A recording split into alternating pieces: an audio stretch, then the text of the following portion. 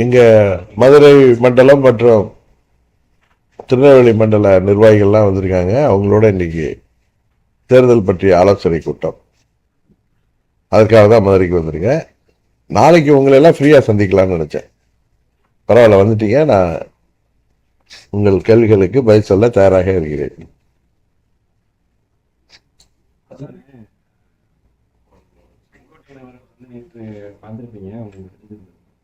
அவைக்கால அவங்கள கொண்டு வரதா அவரும் திட்டமிட்டதாகவும் அது அவர் சந்தர்ப்ப சூழ்நிலை, அதாவது டிடிவி எங்களோட வர நினைச்சாரு. சில சந்தர்ப்ப சூழ்நிலையால அவர் எங்களோட வர முடியல. எங்க இருந்தாலும் டிடிவி தினகரன் நல்லா இருக்கட்டும் அப்படின்னு பேட்டி கொடுத்திருக்காரு. நான் பார்த்தேன், இப்பதான் பார்த்தேன். என்னைக்கு நேற்று சொல்லியிருக்காரா? இப்பதான் பார்த்தேன், எனக்கு வந்துச்சு போன்ல பார்த்தேன். அதாவது 86, 87 இருந்து நான் அம்மா அவர்களோட இருந்த காரணத்தினால அந்த காலத்திலேயே அதிமுக உள்ள நிர்வாகிகள், அப்பொழுது மேல்மட்டம் மற்றும் மற்ற மட்டங்களில் உள்ள நிர்வாகிகள் எல்லாமே எங்களோட ரொம்ப நெருங்கி பழகுவார்கள். நாங்கெல்லாம் ஒரு உறவினர்கள் போலதான் இருப்போம். ஜாதி மதங்களுக்கு அப்பாற்பட்டு அங்க உள்ள நிர்வாகிகள், இப்போ அங்க இருக்கிறவங்களும் அது மாதிரி. அதில் மூத்த நிர்வாகி அண்ணன் செங்கோட்டையன், அவர் என்னோட ஒரு மூத்த சகோதரர் மாதிரி பழகக்கூடியவர். அவர் தாவேக்காவுக்கு போறதுக்கு 2 நாளைக்கு முன்னாடி கூட என்கிட்ட அவருடைய முடிவை சொல்லிட்டு தான் போனாரு. அவர் நான் அங்க வர வேண்டும் என்று அவருடைய விருப்பம் இருந்தது.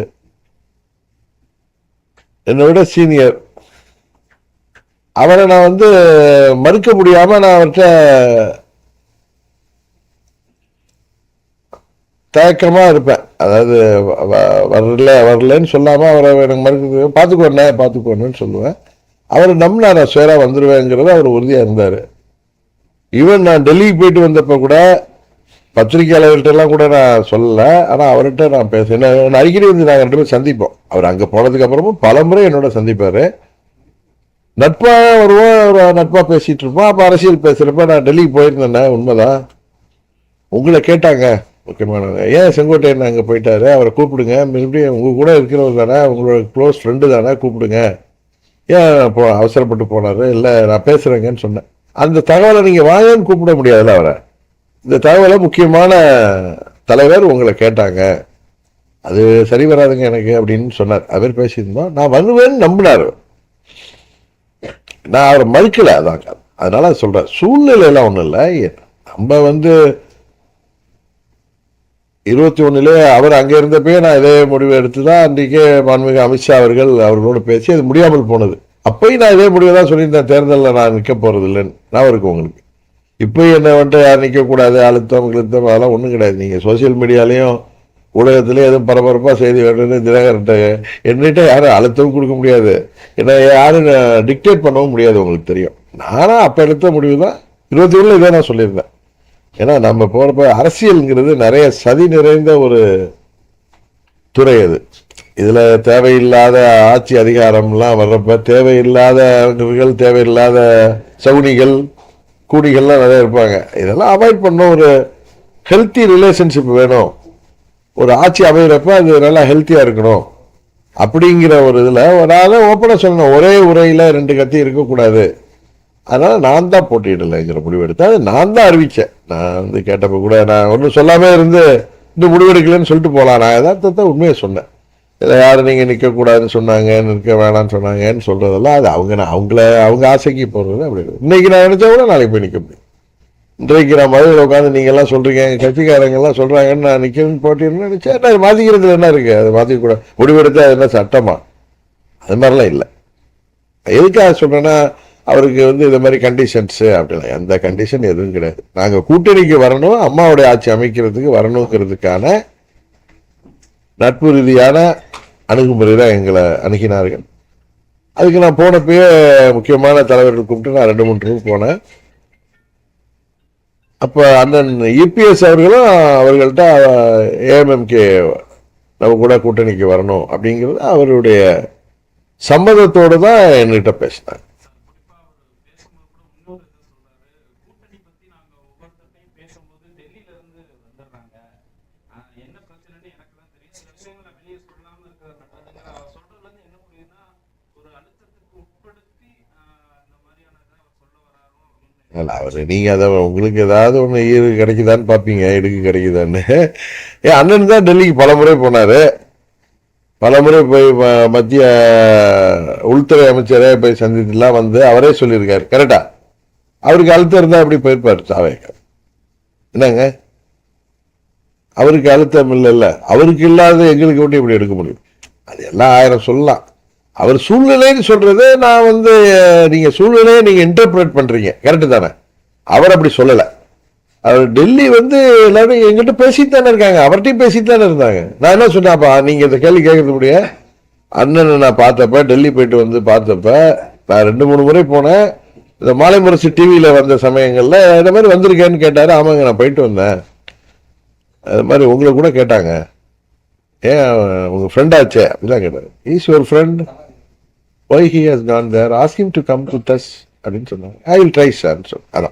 அதான் நடந்துச்சு. அதான் நான் அவர்கிட்ட சொன்னேன். அவர் சிரிச்சு, நான் எப்படிங்க வர முடியும், என்ன ரொம்ப இன்சல்ட் பண்ணிட்டாங்க அதிமுகவில் அப்படின்னா. ஓகே, அதோட விட்டேன். அதுபடி சூழ்நிலைங்கிறது நான் அம்மாவுடைய ஆட்சி அடையணும், அம்மாவுடைய கூட்டணியில் செல்றதை தவிர வேற முடிவு நான் எடுக்க முடியாது. ஏன்னா நம்மளாம் அரசியலுக்காக அம்மாட்ட வரல, அம்மாவால் அரசியலுக்கு வந்தவன். நான் தீரன் சின்னமலை சிலைக்கு மாலை போட்டு அங்கே நிற்கிறப்ப அன்றைக்கு அண்ணன், அதுக்கு முன்னாடி ஓபிஎஸ் அவர்கள் ஸ்டாலின் அவர்கள் வீட்டில் போய் துக்கம் விசாரிச்சுட்டு வந்தப்ப அவர் பேட்டி கொடுத்ததை வச்சு பல கேள்விகள் வந்துச்சு. அப்போ நான் அப்பயே சொன்னேன், நான் எல்லாம் மற்றவங்க எப்படியோ, அப்போ ஒரு பெரிய லிஸ்டே வாசிச்சு ஆர்மியிலேருந்து ஆரம்பிச்சு சேகர்பாபு வரை, நானும் அண்ணன் ஓபிஎஸ்ஸோ போக முடியாது. ஏன்னா அந்த கட்சியில் வந்துனால 3 முறை முதலமைச்சராக இருந்தவர் எப்படி போவார்? அது மாதிரி என்னை பற்றி அது மனசில் தான் எடுத்துருங்க, அழைச்சிருங்கன்னு சொன்னேன். நான் அந்த பேட்டியை நீங்கள் ரிவைஸ் பண்ணிப்பாரு. நானே இழுத்து சொன்னேன், நான் அம்மாவால் அரசியலுக்கு வந்தவன்னு சொல்லிட்டேன். அதனால் தனித்து நின்றாலும் நிற்பேனே தவிர வேற இடங்களுக்கு செல்வது என் மனசாட்சிக்கு ஒத்துக்காது. குறிப்பா ஓபிஎஸ் அவர்களை பாஜகவோட சேர்க்கறதுக்காக இன்னைக்கு ஐயப்பன் எம்எல்ஏ வந்து உங்களை பார்த்ததா சொல்றாங்க. ஐயப்பன் வந்து எனக்கு நல்ல நண்பருங்க. அவர் ஓபிஎஸ் கூட தான் இருக்காரு. நேற்று என்ன அங்க பார்க்க வந்தாரு. அவருக்கு வேற ஏதோ வேலை இருந்ததுன்னு போயிட்டாரு. திரும்பவும் இன்றைக்கு பார்க்க வருவதாக சொல்லியிருக்காரு. பட் அவர் வந்து அரசியல் ரீதியாக வரல. எனக்கு நல்ல நண்பர், என்கிட்ட பேசுவார். நாங்கள்லாம் 2000 நான் பேரவை செயலாளர் இருந்தப்ப, அப்பொழுது தங்கத்தமிச்சல் மாணவனுக்கு மதுரை புறநகர் மாவட்ட மாணவர் செயலாளராக அவரை நியமனம் செய்தார்கள் அம்மா. அப்போலேருந்து எனக்கு நல்ல நண்பர். அவர் என்ன நட்பு ரீதியாக அவர் ஏடிவிக்கிலேருந்து போய் பார்ப்பாரு, நிறைய முறை பார்ப்பாரு. ஏன் எங்கள் உசிலம்பட்டியில் எங்கள் அமமுக தொகுதி கூட்டம் நடந்தப்போ எங்களோட வந்து கலந்துக்கிட்டாரு. இதை கூட வரேன்னு சொல்லியிருக்காரு.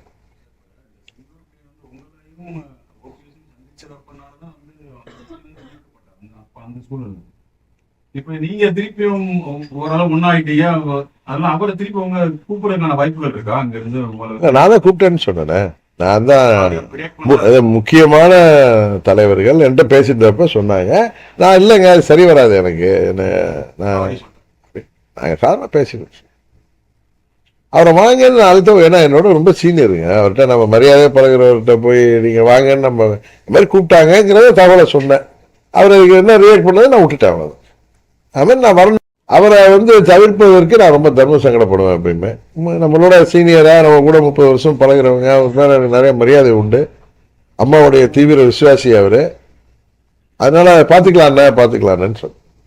அவர் வந்து நான் திரும்ப இந்த கூட்டணிக்கு போக மாட்டேன்னு நம்பிட்டு இருந்தார்.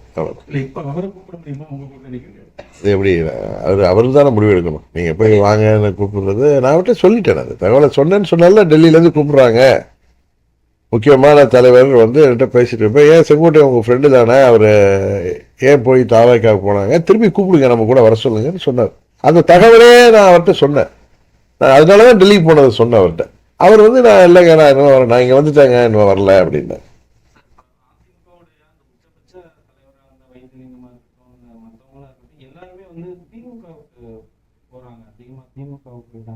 வருத்தளிக்குதுங்க. எனக்கு தனிப்பட்ட முறையில் எல்லாம் எனக்கு நிறைய நண்பர்கள்.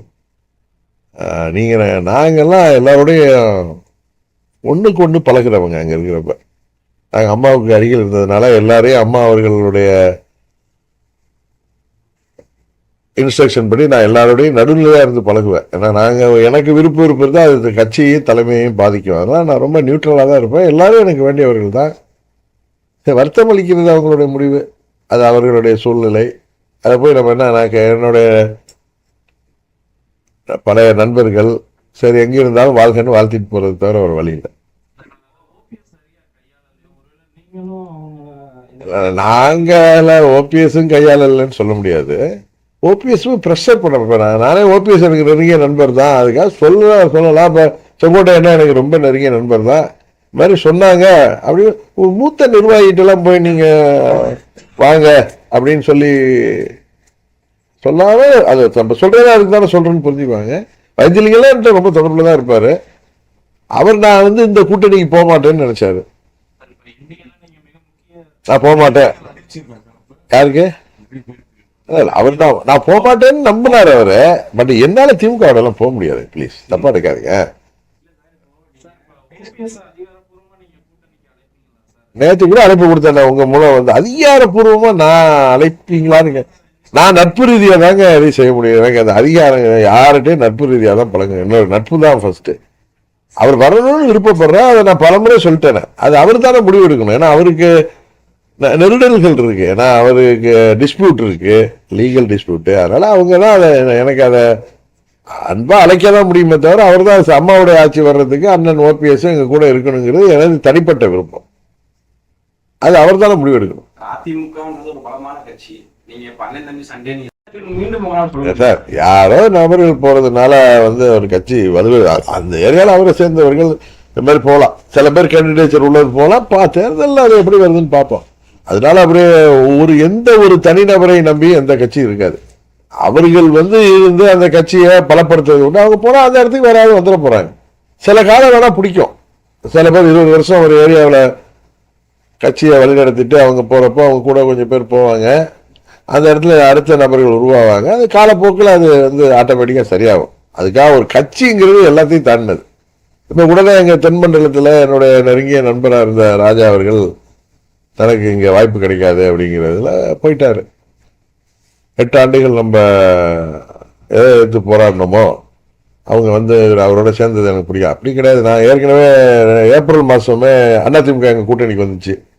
4 மாதம் அங்கே தானே இருந்தோம். நான் செப்டம்பர் மாதம் தானே வெளியே வந்தேன். அப்போல்லாம் அது மாதிரிலாம் சொன்னதில்லை. அவங்க வந்துட்டாங்க வெளியேறணும்னு சொல்லியிருக்கலாம். எனக்கு நல்ல நண்பர் அவரோட பேசுகிறேன் சொல்லலாம். யாரும் ஒருத்தர் சொல்லியிருக்கீங்களா? அவங்க அவங்க ஏற்றுக்கிட்டாங்க. என்ன சொன்னாங்க? அவங்க நம்மளை கூப்பிடல, மீட்டிங் கூப்பிடல, நம்ம கட்சி பேரை சொல்லலைங்கிற ஆதங்க தான் பட்டாங்களே தவிர யாருமே நம்ம இவங்களை எடுத்து தான் போறோம்னா அவங்க திரும்பி வந்துட்டாங்க. அவர் கடம்பூர் மாணிக்க ராஜா உட்பட யாருமே இவங்க வந்ததை ஏற்றுக்கக்கூடாதுன்னு என்கிட்ட சொன்னவங்க யாருமே கிடையாது. எவ்வளோ சீனியர்ஸ்லாம் இருக்காங்க, யாரும் சொன்னது. அது இயற்கையான எங்க அண்ணன் தம்பியா ஒரே குடும்பத்தை சேர்ந்தவங்க தானே. எங்களுக்குள்ளார சண்டை பிரிஞ்சோம். இன்றைக்கு நாங்கள் எல்லாம் மீண்டும் ஒன்றாகிறதுல இன்னைக்கு கூட நிர்வாகிகள் சொன்னாங்களா ஆட்டோமேட்டிக்காக எல்லாம் சரியாயிட்டோம் சொன்னீங்க. நிர்வாகிகள்லாம் கூப்பிட்டு நான் பேசல, அதெல்லாம் ஆட்டோமேட்டிக்காக ஜெல் ஆகிட்டோம். எல்லாம் ஜெல்ல. இப்போ அதான கூப்பிட்டு பேசுகிறேன் சார். இல்லை சார், நீங்கள் என்னதான் பேசினாலும் இது நாங்கள்லாம் ஒரே குடும்பம், அம்மாவுடைய குடும்பம். கட்சிங்கிறது குடும்பம் தானே. இல்லை ஜாதி மதத்துக்கெல்லாம் அப்பாற்பட்டு எங்களுக்குள்ளார ஒரு இணைப்பு இருக்கும்.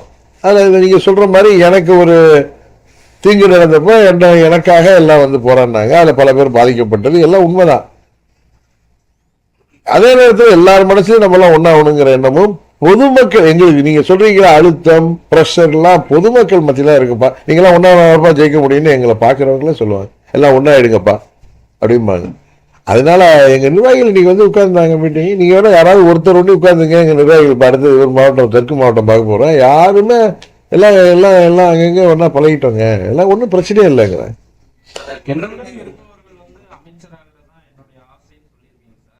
ஒரு இடத்த ஒன்று எடுத்துக்கிட்டு வாங்க வெற்றி, நீங்க ஒரு இடத்த ஒன்றையும் எடுத்துக்கிட்டு கேட்குறீங்க. நான் பேசினதோடைய சாரத்தில் நான் தேர்தலில் போட்டியிடல.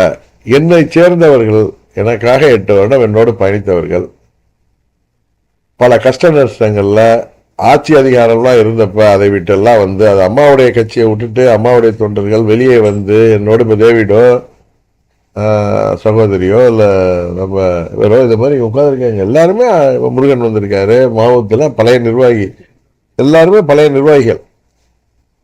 எல்லாரும் விட்டுட்டு வந்தாங்க, எனக்கு இழைக்கப்பட்ட தீங்கு எதிர்த்து வந்தாங்க. அவங்களெல்லாம் வந்து அதில் தகுதியானவர்கள், அவர்களை வேட்பாளர்களாக நின்று அவர்கள் சட்டமன்ற உறுப்பினர்களாக ஆக்க வேண்டும். அவர்களுக்கு வாய்ப்பு கிடைத்தால், நான் சொல்றதை நீங்க வந்து அப்படியே கட் பண்ணி பேசுறீங்க. எனது ஆசைன்னு தான் சொன்னேன். கரெக்டா? ஆசைன்னா நான் ஆசைப்படுறேங்க. இங்க ஒரு வீடு, இந்த ஹோட்டல் மாதிரி பக்கத்தில் ஒரு ஹோட்டல் கட்டணும்னு ஆசைப்பட்டா அது மாதிரி எனது விருப்பம். அதுக்காக கூட்டணியில போய் ஒரு என்ன சொல்றது, எந்த கண்டிஷன் கிடையாது. It's not a condition. விருப்பம். வாய்ப்பு கிடைத்தால் எங்களுக்கு, அவங்களும் எங்க சகோதரர்கள் தானே, கொடுக்க வாய்ப்பு இருக்குல்ல. வாய்ப்பு கொடுக்க ஏன் வாய்ப்பு இருக்காதுன்னு நினைக்கிறீங்க?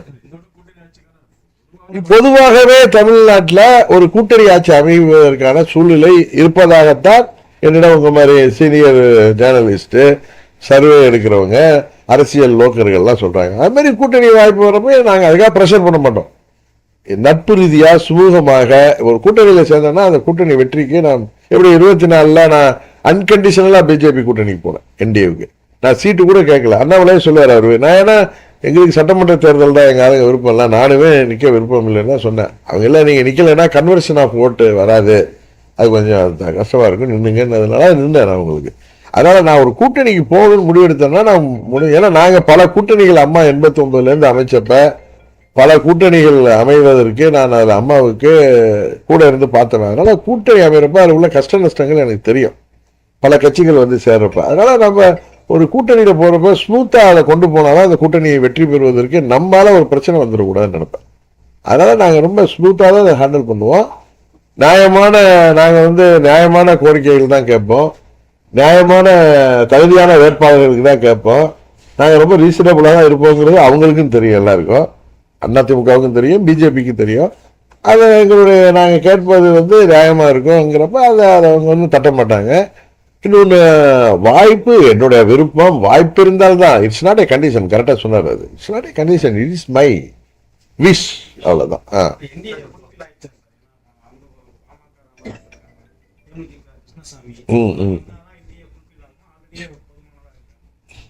என்னங்க இன்னும் கூட்டணி நீங்க எத்தனை கட்சிகள் வர வர அது வந்து ஒரு ஸ்ட்ரென்த் தானே. அதனால இன்னும் இல்லை, என் கணிப்புக்கு இன்னும் அண்ணன் ஓபிஎஸ் வரலாங்கிற ஒரு நம்பிக்கை இருக்கு, இன்னும் சில கட்சிகள் வரலாங்கிற நம்பிக்கை இருக்கு. செங்கோட்டையனும் எதிர்பார்க்கல, திமுக யாருமே வந்து அன்னைக்கு நீங்க போக மாட்டீங்க அப்படின்னு இடமா நம்பிட்டு இருந்தவங்க எங்க ட்விஸ்ட். நான் முதல் நாள் செப்டம்பர் 6 மூக்கையா தேவர் நினைவு நாள் அன்னைக்கு போயிட்டு வந்தப்பதான் உங்கள்கிட்ட நீங்க எல்லாம் வந்து கொஸ்டின்லாம் கேட்டீங்க. அப்ப சொன்ன எனது முதல் சாய்ஸ், நான் வெளியில வந்துட்டேன், இருந்தாலும் எனது முதல் சாய்ஸ் என்டிஏ தான் சொன்னேன். அதை கரெக்டா பாண்டே தான் பிடிச்சிட்டு பேசிட்டே இருப்பார். நீங்க அதெல்லாம் விட்டு கடந்து வந்துட்டீங்க. ஆனா இப்ப சொல்றேன், எனக்கு பிடித்த கூட்டணி தேசிய ஜனநாயக கூட்டணி. அம்மாவுடைய ஆட்சி அமைப்பதற்காக அந்த கூட்டணியில் செல்ல வேண்டும் என்பதுதான் எனக்கு பிடித்தது, எங்க நிர்வாகிகளுக்கும் பிடித்தது. எங்க நிர்வாகிகளுக்கு நம்மளை ஏற்றுக்கொள்ளங்கிறப்ப கோபம் வருது. அவர்கள் சார்பாக இருக்கக்கூடியவன் நான் தான் அதனால வெளியில போனேன். எனக்கு தனிப்பட்ட இந்த இதெல்லாம் பார்க்க மாட்டேனா. அதே மாதிரி 21 இப்போ சொல்லுங்க, 19, 17 இருந்து 4 ஆண்டுகள்ல 10, 21லயே முக்கிய அமித்ஷா அவர்கள் நாங்கெல்லாம் ஒரே அணியில வரணும்னு சொல்லி பேசி முடிவெடுத்து அதெல்லாம் முயற்சி செய்து முடியல. அப்பயும் நான் இதே ஸ்டேட்மெண்ட் தான் கொடுத்தேன், நான் தேர்தலில் போட்டியிட மாட்டேன், என்னை சேர்ந்தவர்கள் 40 பேருக்கு வாய்ப்பு வாங்கி கொடுக்கிறது தான் கேட்டிருந்தேன். அன்னைக்கு நிறைவேறல. இன்றைக்கு அந்த கூட்டம் நிறைவேறிருக்கு. அதனால அதுல இந்த ட்விஸ்ட்ல ஏதாவது நான் அன்னைக்கு சொன்னேன் உங்கள்கிட்ட. அன்னைக்கு இன்னொரு தொலைக்காட்சி பேட்டியிலேயே நான் பல முறை டெல்லியில சேர்ந்து முக்கியமான தலைவர்கள்லாம் சந்திச்சிருக்கேன். அந்த முறை ஒரு 2 மாதத்துக்கு முன்னாடி என்ன பாருங்க வெற்றி, அந்த முறை என்னை அழைத்தப்ப முக்கியமான தலைவர், தமிழ்நாட்டில் அம்மாவுடைய ஆட்சி, என்டிஏ கூட்டணி ஆட்சி வரணும், திமுக அந்த ஊழல் திமுக ஆட்சியை முடிவு கொண்டு வரணுங்கிறதுல ரொம்ப முனைப்பாக இருந்து செயல்படக்கூடியவர் அவர். இபிஎஸ் வந்து முழு சம்மதத்தில் இருக்காரு, நீங்க தான் சொல்லணும்னு சொன்னார். ஓகேன்னு சொல்லிட்டு வந்தேன்னு சொன்னேன், அவ்வளவுதான். அதை வந்து அவங்க வந்து எப்ப சேர்க்கணுமோ அப்ப சேர்த்துக்கலாம் அப்படின்னு சொன்னாங்க. நான் சரின்னு வந்தேன், அவ்வளவுதான். இதனால இந்த ட்விஸ்ட் எல்லாம் 2 மாசத்துக்கு முன்னாடியே அந்த இதெல்லாம் சரியாயிட்டு. கரெக்டா? அதனால உங்களுக்கு வெளிப்படுத்துறது நாங்க ரொம்ப லேட்டா, அவ்வளவுதான். அதான் சார் விமர்சனம் தான். ஒரே குடும்பத்தை சேர்ந்த அண்ணன் தம்பி என்ன திருப்பி அதை ரிப்பீட் பண்ணணுமா? எங்களுக்குள்ளார உள்ள மன வார்த்தை எல்லாத்தையும் தூக்கி போட்டு அண்ணன் தம்பி சண்டையில் சேர்றது இல்லையா? அதே மாதிரி சேர்ந்துட்டோம். நாங்கள் தானே நீர் எடுத்து நீர் விளையாம நாங்கள் தானே சண்டை போட்டோம். இப்போ நாங்கள் 2 பேரும் விட்டுட்டோம். எனக்கு தானே கஷ்டம் வந்துச்சு. நானே மறந்துட்டு போயிட்டேன். எங்கள் ஆட்சி வரணும், திமுக விடக்கூடாது. இன்னைக்கு தமிழ்நாட்டில் சட்டம் ஒழுங்கு சரியில்லை, ஊழல், எங்கே பார்த்தாலும் ஊழல். கட்டுற பாலமே 15 கோடி கட்டுற பாலமே திறந்து 3 மாசத்துல இடியுது. எங்கே பார்த்தாலும் இது ஒரு கஞ்சா சந்தையாயிட்டு, போதை மருந்து சந்தையாக போயிட்டு இருக்கு. இளைஞர்களுக்கு வேலை வாய்ப்பை கொடுப்பேன்ட்டு ஏமாத்துறாங்க. வாக்குறுதிகள் எல்லாம் சொல்லிட்டு ஏமாத்துறாங்க. ஏமாத்து தான் நடக்குது. போதா குறைக்கு 26 தேர்தலுக்கு மறுபடியும் ஏமாத்தி வர்றதுக்கு வாக்குறுதி குழுவெல்லாம் அமைக்கிறாங்க. இதெல்லாம் அது காரணம் அவங்க என்ன தைரியமா இருக்காங்க? கண்ணு கட்டியவரை எங்களுக்கு எதிரியே தெரியவில்லைன்னு சொல்றது. அம்மாவின் தொண்டர்கள் பிரிந்திருந்தது தான் ஒரு முக்கிய காரணம். ஒன்றாயிட்டோம். அதனால நாங்கள் உறுதியாக அவர் நல்ல ஒரு ஆட்சி, மோடி அவர்கள் சொன்னது போல சிஎம்சி, இந்த ஆட்சி மேல கரப்ஷன், மாஃபியா அண்ட் கிரைம், அதுல இந்த ஆட்சி தமிழ்நாட்டை குட்டிச்சுவராயிருக்கு. தமிழ்நாட்டை மீட்டெடுத்து மீண்டும் ஒரு பொற்கால ஆட்சியை, தலைவர் ஆட்சி மாதிரி, அம்மா ஆட்சி மாதிரி, மக்கள் விரும்புகிற ஆட்சியை, ஒரு சட்டம் ஒழுங்கு பராமரிக்கப்படுகிற ஆட்சியை, இந்த போதை கலாச்சாரத்தை ஒழிக்கின்ற ஆட்சியாக, போதை மருந்து புழக்கத்தை தடுக்கின்ற ஆட்சியாக, தமிழ்நாட்டுக்கு வேண்டிய திட்டங்கள் எல்லாம் மாண்புமிகு மோடி அவர்கள் வழங்கி நாம் தமிழ்நாடு மீண்டும் முதலிடத்துக்கு வருவதற்கான முயற்சிக்கான ஒரு துணையாக இருக்க வேண்டும் என்பதற்காக நாங்கள் மீண்டும் எங்களுடைய அணியில் சேர்ந்தோம்.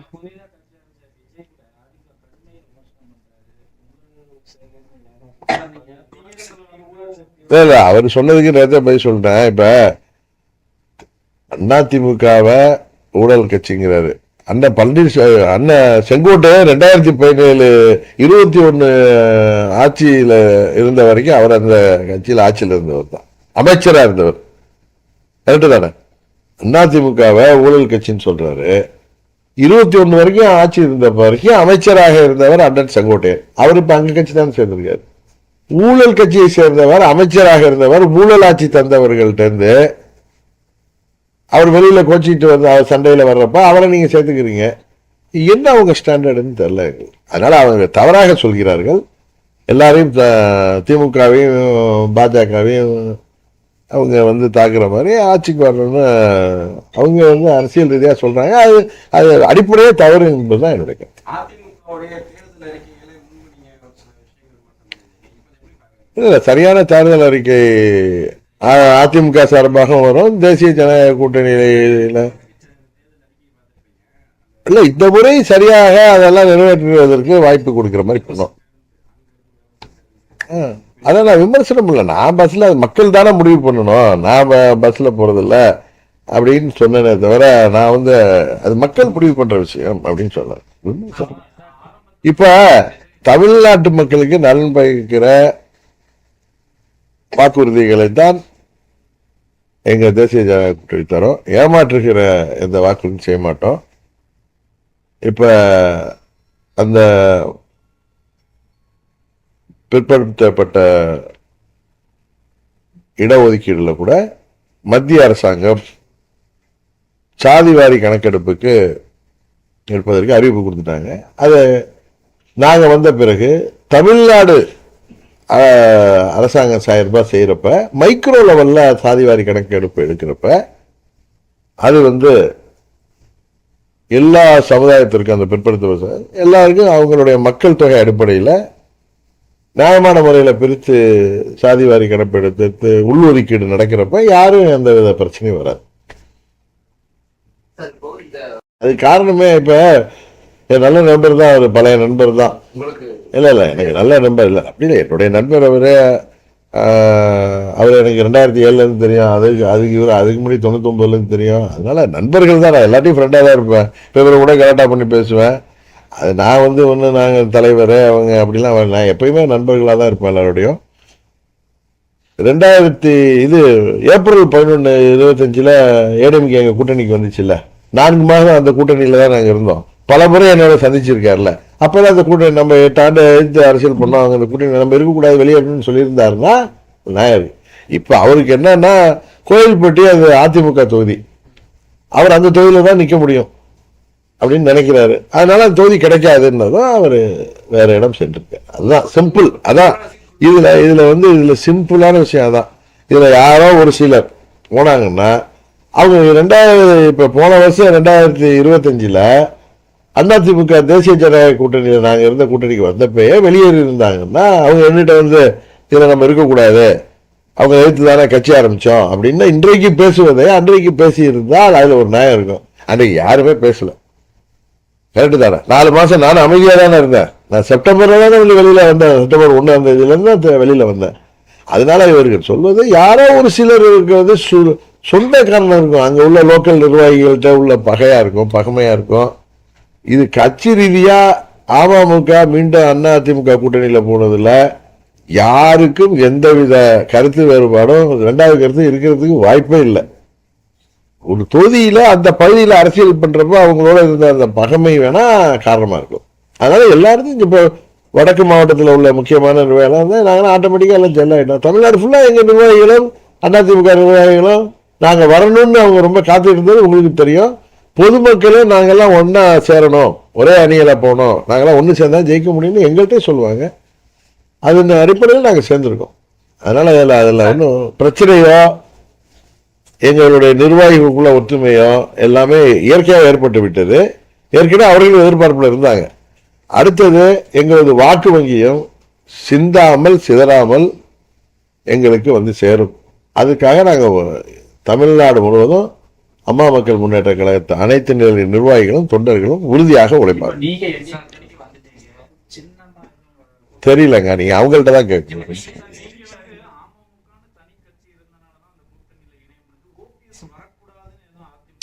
சார். இல்ல சார், அவங்களுக்குள்ள டிஸ்பியூட் இருக்குல்ல, டிஸ்பியூட் லீகல் டிஸ்பியூட்னா சும்மா நம்ம பேச்சுவார்த்தை சண்டை இல்லை. அவர் கிளைம் இருக்கு, கிளைமோட அவர் எப்படி போய் சேர முடியுங்கிறது அவருக்கே ஒரு தர்ம சங்கடம் இருக்குல்ல. அந்த டிஸ்பியூட் அதை வந்து இன்னும் பேசவே ஆரம்பிக்கல சார். நீங்க தான் தொலைக்காட்சியில் எதை போட்டிருக்கீங்க, இன்னும் ஆரம்பிக்கவே இல்லை. அதெல்லாம் நீங்க தான் எதை வேணாலும் சொல்றீங்க, நானும் சிரிச்சுக்கிறது. எனக்கு பொதுவா சார் நான் வந்து இதை கொடுங்க அது கொடுங்க எனக்கு கேட்கிற சுவாபம் கிடையாது. நான் கேட்க வர்றது எங்களுடைய கேட்க போறது உங்கள்கிட்ட சொல்றேன். என்னை சேர்ந்த 8 வருடம் பயணித்த தகுதியான வேட்பாளர்களுக்கு ரீசனபிளா நான் கேட்பேன். அதுக்காக 100 தொகுதி கொடுங்கன்னு கேட்கிறா கட்சி இல்லை. நான் ரீசனாக கேட்பேன், அவங்களுக்கு அது நிச்சயம் தெரியும் நாங்கள் ரீசனபிளா இருப்போம். ஆனால் சுமூகமாக முடிஞ்சிடும், யாரும் நினைக்கிற மாதிரி எதுவும் நடக்காது. தேர்தலில் அம்மாவுடைய ஆட்சி அமைப்பதற்கு எல்லோரும் விட்டு கொடுத்து அதிமுகவும் நாங்களும் அண்ணன் தம்பிகள் தான் இடையில பிரிஞ்சிருந்தா இணைஞ்சிட்டோம். அதனால ஒற்றுமையா இருந்து என்டிஏ கூட்டணி வெற்றி பெறுவதற்கு நாங்கள் உறுதுணையாக.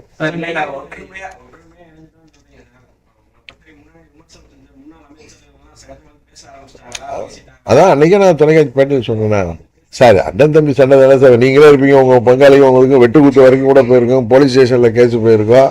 அதுக்கப்புறம் ஒன்னா ஒரு பிரச்சனையில் ஒன்னா இருப்பேன், இல்லை ஒன்னா இருப்பேன், எல்லாம் மறந்து பேசுறதே மறந்து போயிடும். எங்களுக்கு நான் இருக்காது. அன்னைக்கு கூட நான் பல முன்னாள் அமைச்சர்களா அங்க மதுராந்தகம் பிரதமர் வந்த மீட்டிங் போயிருந்தோம். முன்னாடி இவங்கெல்லாம் கூட இருந்தாங்க, என்னோட டேவிட் இருந்தாரு. நாங்க ஒரு 7 பேர் அங்க மேடைக்கு போறவங்க போய் உட்கார்ந்தப்போ அவங்களும் அங்க வந்திருந்தாங்க. மேடையில வர்றவங்க எங்களோட சகஜமா தானே பேசினாங்க. நீங்க என்டிஏல சேர்ந்தப்ப சசிகலா ஒரு பெரிய அறிக்கை ஒண்ணு போட்டிருந்தாங்க. அதுல வந்து பெயரை குறிப்பிடாம சுயநலத்துக்காக இன்னைக்கு வந்து சேர்ந்துக்கிட்டாங்க அப்படின்னா கூட ஒரு கடுமையா இந்த பேரை குறிப்பு இல்லைல்ல, அப்புறம் நீங்க எதுக்கு இன்டர்பிரேட் பண்றீங்க? பேரை குறிப்பிட்டாங்கன்னா அன்றைக்கு பதில் சொல்றேன். அதுதான் என்னன்னு எனக்கு தெரியல சார். அவங்க என்னைக்கு அறிக்கை கொடுத்தாங்கன்னு எனக்கு தெரியல. நீங்க என்ன ஆசைப்படுறீங்கன்னு எனக்கு தெரியல. அவங்க என்னதான் திட்டினா கூட எங்க சித்தி தானே பரவாயில்ல விட்டு போக முடியுது.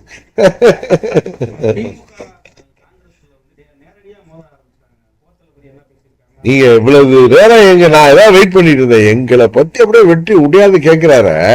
இந்த ஆட்சியில எவ்வளவு கேவலமான ஆட்சி, மக்கள் விரோத ஆட்சியா இருக்கு. ஒரே எங்க பார்த்தாலும் கொலை கொள்ளை. அன்னைக்கு கூட தொலைக்காட்சியில பாக்குறோம், நம்ம ராதாபுரம் பக்கத்துல 10 குவாரி, 1 2 இல்ல 10 இல்லீகல் மைனிங் நடக்குது, கனிம வள கொள்ளை நடக்குது. அதை தட்டி கேட்ட அதிகாரிகள் கொல்லப்படுகிறார்கள். அதை தட்டி கேட்ட காவல்துறை முன்னாள் அதிகாரி கொலை செய்யப்படுகிறாரு. இன்றைக்கு தமிழ்நாட்டில் நடக்கிற அனைத்து சமூக விரோத செயல்களுக்கும் பின்னணியில் திமுக இருக்குங்கிறது கண்கூடாக தெரிகிறது. காவல்துறைக்கே இன்றைக்கு புதுசாக இன்னொரு டிபார்ட்மெண்ட் போட்டு காவலர்களை போலீஸ் டிபார்ட்மெண்ட்டை பாதுகாக்க இன்னொரு ஏதாவது சென்ட்ரல் கவர்மெண்ட்லேருந்து என்எஸ்சி மாதிரி ஒரு டீம் போடணுமா என்னன்னே தெரியல. எங்கு ஊழல், நெடுஞ்சாலைத்துறையில் 30% மேலே கமிஷன் வாங்கப்படுவதாக புகார்கள். அதே மாதிரி வேலை பணி கொடுப்பதற்காக பல கோடி ரூபாய் ஊழல், டிரான்ஸ்பர்ல 365 கோடி ஊழல், இதான் வெளியில வந்திருக்கு. இது மாதிரி மின்சாரத்துறையில ஊழல், எல்லா ஊழலும் வெளியில வரப்போகுது. அன்னைக்கு அண்ணன் ஏபிஎஸ் போய் 4.5 லட்சம் கோடி ஊழல் நடந்திருப்பதற்கான ஆதாரங்களை போய் கவர்னர்கிட்ட கொடுக்கிறார். கவர்னர் அவர் என்ன சொல்றாரு, இங்க தமிழ்நாட்டில் சென்னை ஒரு கொலை நகரமாக மாறிவிட்டது, கவர்னர் பதவி தேவையா இல்லைங்கிறது வேற. ஆனா தமிழ்நாட்டில் இன்றைக்கு நடக்கிற இந்த அகம்பாவம் பிடித்த ஆட்சியில இப்படி ஒரு மூக்கடாங்கேறு பதவி இருக்கிறது தான் தமிழ்நாட்டுக்கு இன்றைய தேவைக்கு நல்லதுங்கிறது தான் என்னுடைய கருத்து. இன்னொன்னு, கண்ணு கேட்டு வரை எங்களுக்கு இது எதிரிகள் இல்லைன்னு பேசுறாங்கன்னா, நாங்கெல்லாம் பிரிந்து கிடந்ததுனால இன்னைக்கெல்லாம் ஒன்றாயிட்டோம். தேர்தலில் பார்த்துக்குவோம். முதலமைச்சர்னா தமிழ்நாடு இன்றைக்கு எல்லா துறைகளிலும் பின்னடைஞ்சிருக்கு. ஏற்கனவே 4வது இடத்துல இருந்து 6வது இடத்துக்கு வந்திருக்கு. இன்றைக்கு வாக்குறுதிகளை தான் நிறைவேற்றவில்லை. எல்லாமே உண்மைதானே. ஏதோ ஓட்டுக்கு 1000 2000 கொடுத்து ஏழை எளிய மக்களை விலைக்கு வாங்கிலாம் நினைக்கிறாங்க. அதெல்லாம் நடக்காது. அதையெல்லாம் தாண்டி இந்த முறை அவர்கள் வீட்டுக்கு அனுப்பப்படுவார்கள். தன் மகனுக்கு உதயநிதி ஸ்டாலினுக்கு எப்படியாவது முடிசூட்டி விட வேண்டும் அப்படின்னு அவர் நினைக்கிறாரு. உறுதியாக அது நடக்க போவதில்லை. அதுதான் உண்மை.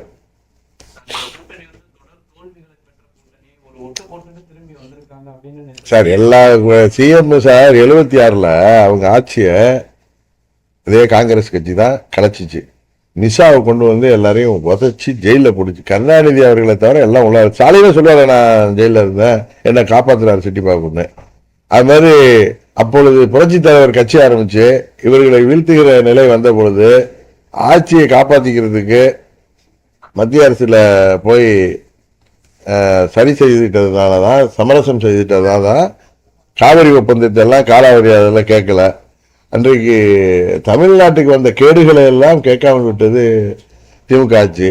இன்னும் நமது தொப்புள் கொடி உறவுகளான இலங்கையில அவர் ராஜபக்சே ஆட்சியில எல்லாரும் பல லட்சம் தமிழர்கள் கொல்லப்பட்ட பொழுது இந்திய ராணுவம் உதவி செய்தது இந்திய அரசாங்கம், காங்கிரஸ் அரசாங்கம். அப்ப கண்மூடி வாய்ப்பு இருந்தாங்க கூட்டணி ஆட்சியில இருந்து. இவ்வளவு துரோகம் பண்றாங்க. ஆனா அவர்கள் ரொம்ப நல்லவர்கள் போலவும் தமிழை நாங்க தான் காப்போங்கிற மாதிரி, ஏன் திராவிடம்னு சொல்லிட்டு இன்னைக்கு ஒரு திராவிட மாடல் ஆட்சி நடத்துறாங்கன்னு சொன்னா இங்க ஒரு டுபாக்கூர் ஆட்சி தான் நடக்குது. இவங்க நாங்க தான் வர போறோம் 210 நிச்சயம் உறுதியாக உங்களால் முடியாது. 2011 நிலைமை வரப்போகுது. இந்த முறை அம்மாவின் ஆட்சி என்டிஏ கூட்டணி ஆட்சியாக 2011 தேர்தலில் எப்படி நாங்கள் ஒரு மாபெரும் வெற்றி பெற்றோமோ அந்த வெற்றியை நோக்கி நாங்கள் பயணித்துக் கொண்டிருக்கிறோம்.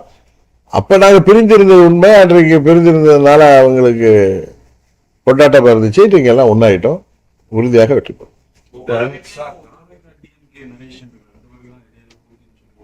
சொன்னேன், அதான் வரேன். இல்ல நான் என்ன சொல்றேன், தாவேகா தலைமையில பலமான கூட்டணி அமைந்தால் அது திமுகவுக்கு சரியான போட்டியாக இருக்குன்னு. அவங்க தலைமையில கூட்டணி அமைந்ததாக பலமான கூட்டணியில அமைஞ்ச மாதிரியே தெரியல. என்டிஏ வர்சஸ் டிஎம்கே தான்.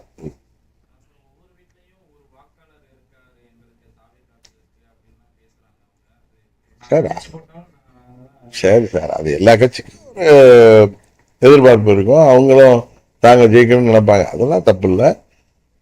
இன்னும் 2 மாசம் பொறுங்க. மே மாசத்துல நமக்கு தெரிஞ்சிடும். இதை போய் உட்காந்து நம்ம 2 பேரும் திண்ணையில உட்காந்து பேசுற மாதிரி பேசிட்டு இருக்க வேணாம். எல்லா கட்சியும் தான் ஜெயிக்கணும்னு ஆசைப்படுறது ஏற்க தானே. இப்ப திமுகவே இவ்வளவு தப்பு பண்ணிட்டு கண்ணு கட்டியவரை எதிரி இல்லை அது இல்லைங்கிறாங்க. உங்க எதிரி இல்லை, உங்களுக்கு முன்னாடி தான் இருக்கும். இப்ப எல்லாம் எதிர்ச்சிட்டோம். இந்த முறை உறுதியாக உங்க ஆட்சிக்கு முடிவுரை எழுதிவிடும். அதுதான் எல்லாம் ஒன்னாதான் பிரச்சாரத்துக்கு போவோம். தேவைப்பட்ட இடங்களுக்கு ஒன்னா பிரச்சாரம் போவோம். எத்தனையோ கூட்டங்கள் இருக்கு, ஒன்னா செல்வோம்.